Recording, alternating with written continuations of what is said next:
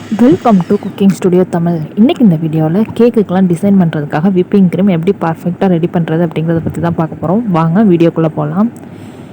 இன்றைக்கி நான் Sun whip அப்படிங்கிற ஒரு பிராண்ட்லேருந்து எடுத்திருக்கேன். வாங்கின உடனே ஃபஸ்ட்டு நீங்கள் வந்து எக்ஸ்பைரி டேட் செக் பண்ணிக்கோங்க. இப்போ இந்த பக்கத்து ஒரு ஓரமாக மட்டும் நம்ம கட் பண்ணிக்கலாம். ஏன்னா திரும்ப வந்து நம்ம ஃப்ரிட்ஜில் ஸ்டோர் பண்ணி வைக்கணும் இல்லையா? ஸோ அதனால் வந்துட்டு ஒரு ஓரமாக மட்டும் கட் பண்ணி எடுத்துக்கோங்க. இந்த மாதிரி நைஃபோ இல்லை ஷார்ப்பான ஏதாவது ஒரு பொருளை வச்சுட்டு லைட்டாக அந்த மாதிரி வந்துட்டு எடுத்துக்கோங்க.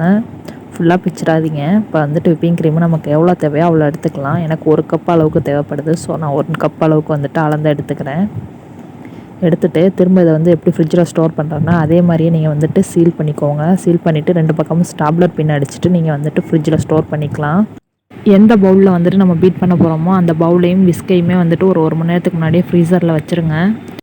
பவுலோ விஸ்கோ வந்துட்டு ஈரமாக இருக்கக்கூடாது. நல்லா க்ளீன் பண்ணி தொடச்சி எடுத்துகிட்டு அதுக்கப்புறமா நீங்கள் வந்துட்டு ஃப்ரீசரில் ஒரு மணி நேரம் வச்சு எடுத்துக்கோங்க.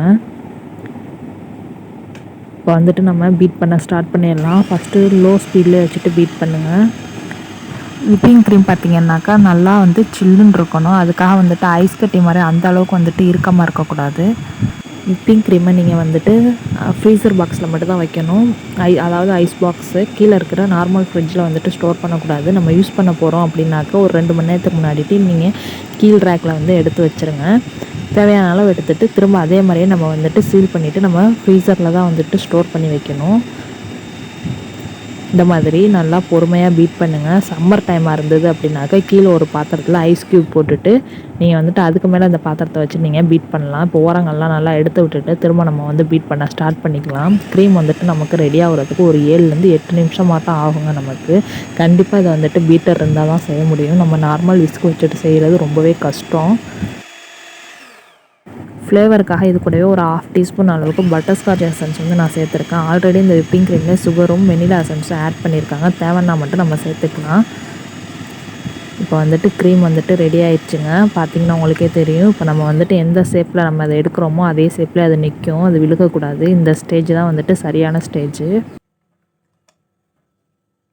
இப்போ க்ரீம் வந்து ரெடி ஆயிடுச்சு. இதை ஒரு 10 நிமிஷம் வந்துட்டு ஃப்ரிட்ஜில் ஸ்டோர் பண்ணிவிட்டு நம்ம வந்துட்டு கேக்குக்கு டிசைன் பண்ண ஸ்டார்ட் பண்ணிக்கலாம். விப்பிங் க்ரீம் வந்துட்டு எத்தனை நாள் வரைக்கும் ஸ்டோர் பண்ணலான்னு சொல்லிட்டு எல்லாருக்குமே ஒரு டவுட் இருக்கும். நான் வந்து இது வரைக்கும் 1 மந்த்துக்கு மேலே நான் ஸ்டோர் பண்ணி வச்சது இல்லைங்க. இப்போ இந்த க்ரீம் வந்துட்டு நான் உங்களுக்கு இந்த ஸ்பேச்சுலாலாம் எடுத்து காமிக்கிறேன் பாருங்கள். நம்ம எந்த ஷேப்பில் எடுக்கிறோமோ அதே ஷேப்பில் தான் அது நிற்கணும். கீழே விழுகக்கூடாது. நம்ம தட்டினா மட்டும் தான் கீழே விழுகணும். இப்போ தான் வந்துட்டு கரெக்டாக இருக்குதுன்னு அர்த்தம். இப்போ நான் ரெடி பண்ண இந்த க்ரீம் வச்சுட்டு இந்த ரோஸ் கேக் தான் நான் வந்துட்டு ரெடி பண்ணியிருந்தேன்.